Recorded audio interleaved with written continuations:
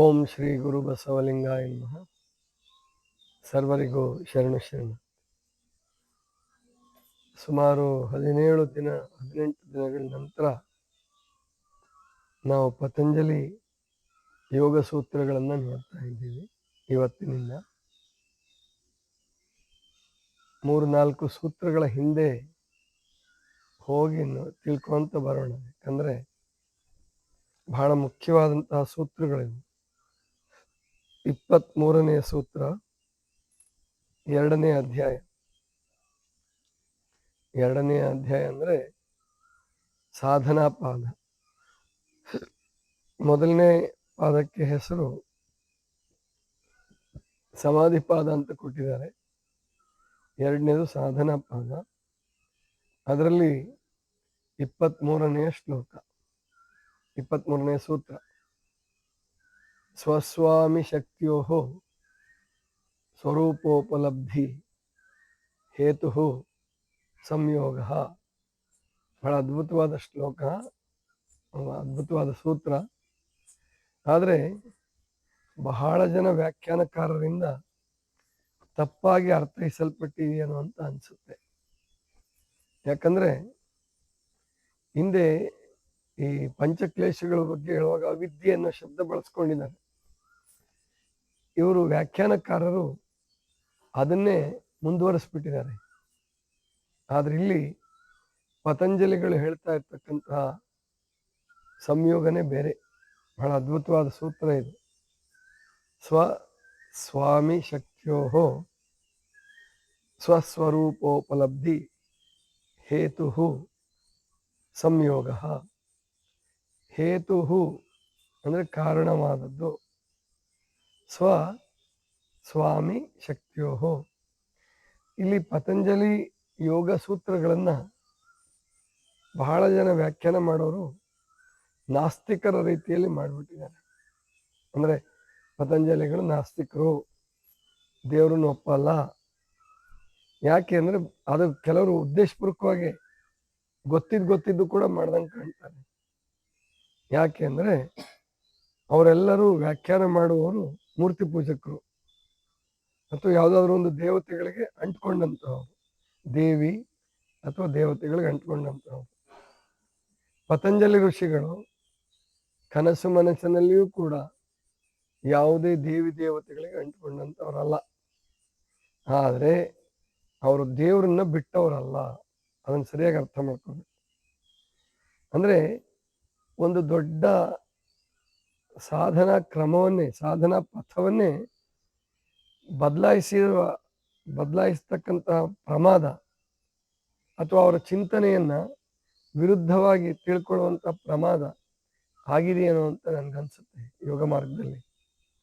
ಯಾಕಂದರೆ ಈ ಮನುಷ್ಯನ ಸ್ವಭಾವ ಏನಪ್ಪ ಅಂತಂದರೆ, ವಿದ್ಯಾವಂತರದ್ದು ಕೂಡ, ದೊಡ್ಡ ದೊಡ್ಡ ವಿದ್ವಾಂಸರದ್ದು, ದೊಡ್ಡ ಯೋಗ ಮಾರ್ಗ ಯೋಗಪಟುಗಳು ಅನ್ನಿಸ್ಕೊಂಡಂಥವ್ರು ಕೂಡ ತಮಗೆ ಗೊತ್ತಿಲ್ಲದಿದ್ದಂಗೆ ಮನೆ ದೇವ್ರಿಗೋ ಊರ್ ದೇವ್ರಿಗೋ ಅಥವಾ ತಮ್ಮ ಗುರುಗಳು ಹೇಳ್ಕೊಟ್ಟಂಥ ಯಾವುದೋ ದೇವಿ ದೇವತೆಗಳಿಗೋ ಅಂಟ್ಕೊಂಡಿರ್ತಕ್ಕಂಥದ್ದನ್ನು ನಾವು ಕಾಣ್ತೀವಿ.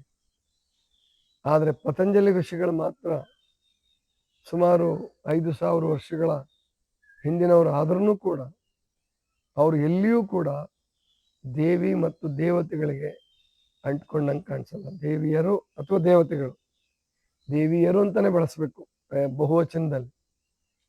ಆದ್ರೆ ದೇವ್ರನ್ನ ಬಿಟ್ಟಿಲ್ಲ ಅವರು. ಆದ್ರೆ ಇವ್ರು ಏನು ಮಾಡಿಬಿಟ್ಟಿದ್ದಾರೆ ಅಂದರೆ, ವ್ಯಾಖ್ಯಾನಕಾರರು ದೇವ್ರನ್ನ ಬಿಡಿಸ್ಬಿಟ್ಟಿದ್ದಾರೆ. ಅದಕ್ಕೆ ಅವ್ರನ್ನ ಯೋಗ ಮಾರ್ಗವನ್ನೇ, ಬರೀ ಇವರೊಬ್ಬರನ್ನೇ ಅಂತಲ್ಲ, ಕಪಿಲ ಋಷಿಗಳು, ಸಾಂಖ್ಯ ಯೋಗ ಪ್ರತಿಪಾದಕರಂತಹ ಕಪಿಲ ಋಷಿಗಳು ಬಹಳ ದೊಡ್ಡ ಜ್ಞಾನಿ, ಬಹಳ ದೊಡ್ಡ ವಿದ್ವಾಂಸ. ಜೊತೆಗೆ ಜ್ಞಾನಿ ವಿದ್ವಾಂಸ ಅನ್ನೋದಕ್ಕಿಂತ ಕಪಿಲ ಋಷಿಯನ್ನ ಪ್ರವಾದಿ ಅಂತಾನೆ ಕರಿಬೇಕು. ಅದರಲ್ಲೂ ಈ ಪ್ರವಾದಿಗಳಿಗಿಂತಲೂ ಕೆಲವು ಪ್ರವಾದಿಗಳು ಅವಸರ ಮತ್ತು ತುಂಬ ಭಾವುಕರಾದಂಗೆ ಕಾಣ್ತಾರೆ ಪ್ರವಾದಿಗಳು. ಆದರೆ ಕಪಿಲ ಋಷಿಗಳು ಎಲ್ಲೂ ಭಾವುಕರಾಗೋದಿಲ್ಲ. ಮಹಾಜ್ಞಾನಿ, ಮಹಾವಿದ್ಯಾವಂತ. 5 ವರ್ಷದ ಹುಡುಗನಿದ್ದಾಗಲೇ ಜ್ಞಾನೋದಯವನ್ನು ಹೊಂದಿಕೊಂಡಂಥವ್ರು. ಆದರೆ ನಮ್ಮ ಭಾರತ ದೇಶದಲ್ಲಿ ಮುಂದೆ ಬಂದಂತಹ ಜನ ದೇವಿಗಳು, ದೇವಿಯರು, ದೇವತೆಗಳು ಮತ್ತು ಮತ ಧರ್ಮಗಳು, ಜಾತಿ, ಕುಲ, ಗೋತ್ರಗಳಿಗೆ ಅಂಟ್ಕೊಂಡ್ಬಿಟ್ಟು ಇವರ ವಿದ್ಯೆಯನ್ನ ಎಷ್ಟು ಬೇಕೋ ಅಷ್ಟೇ ತಗೊಳ್ಳೋದು, ಉಪಯೋಗ ಇದ್ದಷ್ಟು ತಗೊಂಡು ತಾವು ಪರಿವರ್ತನೆ ಆಗುವ ಪ್ರಸಂಗ ಬಂದಾಗ ಅವರ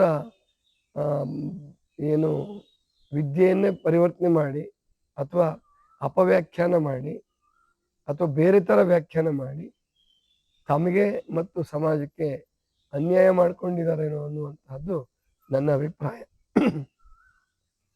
ಯಾಕಂದ್ರೆ ಈಗ ಗೊತ್ತಿರೋ ಹಾಗೆ ಕಪಿಲ ಋಷಿಗಳು ಜಾತಿಯಿಂದ ಕೆಳಜಾತಿಗೆ ಸೇರಿದಂಥವ್ರು. ಸಾಂಖ್ಯ ಶ್ವಪಚ ಅಂತ ಬಸವಣ್ಣವ್ರು ಹೇಳ್ತಾರೆ. ಶ್ವಪಚ ಅಂದ್ರೆ ಚಾಂಡಾಲ ವರ್ಗಕ್ಕೆ ಸೇರಿದಂಥವ್ರು. ಅಂದ್ರೆ ಚಾಂಡಾಲ ವೃತ್ತಿಯನ್ನೇನು ಮಾಡಿರಲಿಲ್ಲ, ಅವ್ರ ತಾಯಿ ತಂದೆಗಳು ಚಾಂಡಾಲ ವೃತ್ತಿಯವ್ರಲ್ಲ. ಆದರೆ ಇವ್ರೇನು ಜಾತಿ ವ್ಯವಸ್ಥೆ ಅಂತ ಮಾಡಿದ್ರಲ್ಲ, ವರ್ಣ ವ್ಯವಸ್ಥೆ, ಜಾತಿ ವ್ಯವಸ್ಥೆ, ಅದರಲ್ಲಿ ಅವರು ಶ್ವಪಚ ಜನಾಂಗಕ್ಕೆ ಸೇರಿದಂಥವ್ರು. ಅಂಥವ್ರಲ್ಲೂ ಜ್ಞಾನ ಇದೆಯಪ್ಪ, ಅಂಥವ್ರನ್ನ ನೀವು ಜ್ಞಾನಿಗಳಂತ ಒಪ್ಕೊಂಡ್ಮೇಲೆ ಮತ್ತೆ ಅವ್ರನ್ನ ಗೋತ್ರ ಪುರುಷರು ಅಂತ ಮಾಡ್ಕೊಂಡ್ಮೇಲೆ ದೂರ್ವಾಸ ಮಚ್ಚಿಗ, ಆಮೇಲೆ ಬೇರೆ ಬೇರೆಯವ್ರು ಒಟ್ಟು ಸಪ್ತ ಋಷಿಗಳದ್ದು ಕೂಡ ಯಾರೂ ಹುಟ್ಟಿನಿಂದ ಮೇಲ್ವರ್ಗಕ್ಕೆ ಸೇರಿದಂಥವ್ರಲ್ಲ. ಅವರು ಎಲ್ಲರೂ ಕೆಳವರ್ಗಕ್ಕೆ ಸೇರಿದಂಥವ್ರು. ವ್ಯಾಸ ಬೋಯಿತಿಯ ಮಗ ಅಂತ ಹೇಳ್ತಾರೆ. ಅಂದ್ರೆ ಈ ಭಾರತ ದೇಶದಲ್ಲಿ ಜಾತಿ ವ್ಯವಸ್ಥೆಯನ್ನು ಪ್ರತಿಪಾದನೆ ಮಾಡೋಕ್ಕೋಸ್ಕರವಾಗಿ ಮುಂದಿನ ಜನಾಂಗದವರು ಯೋಗ ಮಾರ್ಗವನ್ನೇ ಅವರು ಅಪವ್ಯಾಖ್ಯಾನ ಮಾಡ್ದಂಗೆ, ಅವರ ವಿಚಾರಗಳನ್ನು ಅಪವ್ಯಾಖ್ಯಾನ ಮಾಡ್ದಂಗೆ ಕಾಣಿಸ್ತದೆ. ಆದ್ರಿಂದ ನಾವು ಸರಿಯಾಗಿ ತಿಳ್ಕೊಳ್ಬೇಕು. ಇಲ್ಲಿ 23ನೇ ಸೂತ್ರದಲ್ಲಿ ಎಷ್ಟು ಚೆನ್ನಾಗಿ ಹೇಳ್ತಿದ್ದಾರೆ ಅವರು ಅಂದ್ರೆ, ಸ್ವಾಮಿ ಶಕ್ತಿಯೋಹೋ ಅಂದ್ರೆ ನಿನ್ನ ಶಕ್ತಿ, ಯಾರು ಸಾಧಕನಿರ್ತಾನೋ ಅವನ ಸ್ವಶಕ್ತಿ ಜೊತೆಗೆ ಸ್ವಾಮಿಯ ಶಕ್ತಿ ಅಂದ್ರೆ ಪರಮಾತ್ಮನ ಶಕ್ತಿ. ಸ್ವಾಮಿ ಅಂದ್ರೆ ಇಲ್ಲಿ ಪರಮಾತ್ಮ.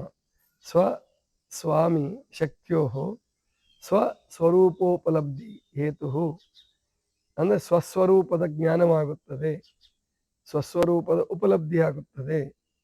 ಅದನ್ನ ನಾನು ಸಂಯೋಗ ಅಂತ ಕರಿತೀನಿ. ಬರೀ ಯೋಗ ಅಲ್ಲ, ಅದು ಸಂಯೋಗ. ಸಂಯೋಗ ಅಂತಂದ್ರೆ ಎರಡು ಶಕ್ತಿಗಳ ಕೂಟ. ಅಂದ್ರೆ ಇಲ್ಲಿ ಜೀವಾತ್ಮನ ಶಕ್ತಿ, ಸಾಧಕನ ಶಕ್ತಿ ಮತ್ತು ಪರಮಾತ್ಮನ ಶಕ್ತಿ ಕೂಡಿದಾಗ, ಅಂದ್ರೆ ನೀವು ಒಬ್ಬರ ನನ್ನ ಶಕ್ತಿಯಿಂದ ಎಲ್ಲ ಮಾಡಿಬಿಡ್ತೀನಿ, ನಾನು ಯೋಗ ಸಾಧಕ ಅಂದ್ರೆ ಸಿದ್ಧ ಪುರುಷರಾಗ್ತಾರೆ. ಯೋಗ ಮಾಡ್ತಾ ಮಾಡ್ತಾ ಕೆಲವು ಸಿದ್ಧಿಗಳು ಬರ್ತವೆ. ಅದಕ್ಕೆ ಭ್ರಮೆಯಲ್ಲಿ ಬೀಳ್ಬೇಡ, ನೀನು ಭ್ರಮೆಯಲ್ಲಿ ಬೀಳ್ಬೇಡ. ನಿನ್ನ ಶಕ್ತಿ ಅದು, ನೀನೇನೇ ದೊಡ್ಡ ಸಾಧಕನಾದರೂ ಕೂಡ ನಿನ್ನ ಶಕ್ತಿಗೆ ಒಂದು ಮಿತಿ ಇದೆ. ಆ ಸ್ವಾಮಿ ಶಕ್ತಿ ಏನಿದೆಯಲ್ಲ, ಪರಮಾತ್ಮನ ಶಕ್ತಿ, ಅದು ಸೇರ್ಕೊಂಡು ನಿನಗೆ ಸ್ವಸ್ವರೂಪದ ಉಪಲಬ್ಧಿ ಆಗುತ್ತಪ್ಪ. ನೀನು ಒಬ್ಬನೇ ಮಾಡ್ಕೊಂಡ್ಬಿಟ್ಟೆ, ನಾನೇ ಎಲ್ಲ ಸಾಧಿಸ್ಕೊಂಡ್ಬಿಟ್ಟಿದ್ದೀನಿ, ದೇವ್ರ ಅಗತ್ಯ ಇಲ್ಲ, ದೇವ್ರು ಬೇಡ ಅಂತ ಅನ್ಬೇಡ.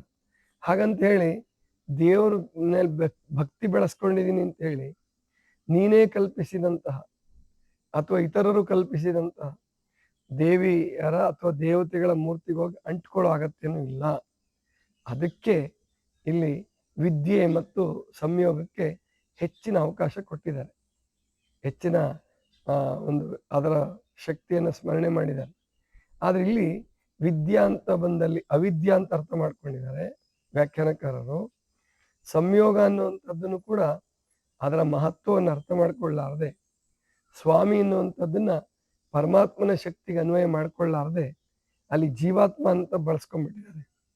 ಆದರೆ ನಾವಿಲ್ಲಿ ಅರ್ಥ ಮಾಡ್ಕೋಬೇಕು, ಸ್ವಾಮಿ ಅಂತಂದ್ರೆ ಇಲ್ಲಿ ಏನು ವಿಶ್ವವನ್ನು ನಡೆಸ್ತಕ್ಕಂಥ ವಿಶ್ವಶಕ್ತಿ, ಈಶ್ವರ ಅಂತ ಏನು ಕರೆದಿದಾರಲ್ಲ, ಅದಕ್ಕೆ ಸ್ವಾಮಿ ಅಂತ ಬಳಸಿದ್ದಾರೆ ಈ ಸೂತ್ರದಲ್ಲಿ. ಸ್ವ ಅಂದ್ರೆ ಜೀವಾತ್ಮನ ಶಕ್ತಿ, ಸ್ವಾಮಿ ಶಕ್ತಿಯೋ ಈ ಎರಡು ಶಕ್ತಿಗಳ ಕೂಟದಿಂದ ಸ್ವಸ್ವರೂಪೋಪಲಬ್ಧಿ ಹೇತು, ಸ್ವಸ್ವರೂಪ ಉಪಲಬ್ಧಿ ಆಗುವುದಕ್ಕೆ ಕಾರಣವಾಗುತ್ತವೆ ಇವೆರಡು ಶಕ್ತಿಗಳು. ಇದನ್ನ ಸಂಯೋಗ ಅಂತ ಕರಿತೀನಿ. ಸಂಯೋಗ ಅನ್ನೋ ಶಬ್ದ ಗೊತ್ತು ನಿಮಗೆ. ಸುಯೋಗ, ಸಂಯೋಗ ಈ ಎರಡು ಒಂದೇ ಅರ್ಥ ಕೊಡ್ತಕ್ಕಂಥದ್ದು. ನೀನು ಅದೃಷ್ಟ ಚೆನ್ನಾಗಿದೆ. ಆಮೇಲೆ ಯೋಗ ಬಹಳ ಚೆನ್ನಾಗಿದೆ. ಸುಯೋಗಿ, ಅದೃಷ್ಟ ಮಾಡಿದೀಯಾ ಅಂತೆಲ್ಲ ಬಳಸ್ತಿರ್ತಾರೆ, ಈಗಲೂ ಕೂಡ ಬಳಸ್ತಾರೆ. ಹಾಗೆ ಅಂತಹ ಸಂಯೋಗದ ವಶಾತ್, ಅಂತಹ ಅದೃಷ್ಟವಶಾತ್ ಎರಡರ ಕೂಟದಿಂದ ನಿನಗೆ ಸ್ವಸ್ವರೂಪ ಉಪಲಬ್ಧಿ ಆಗತ್ತಪ್ಪ. ಅಂದರೆ ಎರಡೂ ಶಕ್ತಿಯನ್ನು ನಾವು ನಂಬಿಕೊಳ್ಳಬೇಕು. ಸ್ವಪ್ರಯತ್ನವೂ ಬೇಕು, ಪರಮಾತ್ಮನ ಅನುಗ್ರಹವೂ ಬೇಕು. ಹಾಗಂತ ಹೇಳಿ ಪರಮಾತ್ಮನ ಅನುಗ್ರಹದ ಹೆಸರಿನಲ್ಲಿ ಮೂಢನಂಬಿಕೆಗೆ ಬೀಳಬಾರದು ಯೋಗ ಸಾಧಕರು. ಮತ್ತು ಏನು ಸ್ವಪ್ರಯತ್ನದ ಹೆಸರಿನಲ್ಲಿ ಅಹಂಕಾರಿಗಳಾಗಬಾರ್ದು ಸಾಧಕರು. ಈ ಎರಡರ ನಡುವೆ ಒಂದು ಒಳ್ಳೆ ಮಾರ್ಗ ಇದೆ, ಸುವರ್ಣ ಮಾರ್ಗ ಇದೆ, ಒಂದು ಮಧ್ಯಮ ಮಾರ್ಗ ಇದೆ. ಅದನ್ನು ಸರಿಯಾಗಿ ಅರ್ಥ ಮಾಡಿಕೊಂಡು ನಮ್ಮ ಸಾಧನೆಯನ್ನು ಮುಂದುವರಿಸ್ಕೋಬೇಕು. ಅದಕ್ಕೆ ವಿದ್ಯೆ ಅನ್ನುವಂಥದ್ದು ಪೂರಕವಾಗುತ್ತೆ. ಆ ವಿದ್ಯೆ ಯಾವುದು, ಆ ವಿದ್ಯೆ ಹೇಗಿರುತ್ತೆ ಅನ್ನುವಂತಹ ವರ್ಣನೆಯನ್ನು ಮುಂದಿನ ಸೂತ್ರದಲ್ಲಿ ಮಾಡ್ತಾರೆ. ಇದಿಷ್ಟು ಇವತ್ತಿನ ಚಿಂತನ. ಸರ್ವರಿಗೂ ಶರಣ.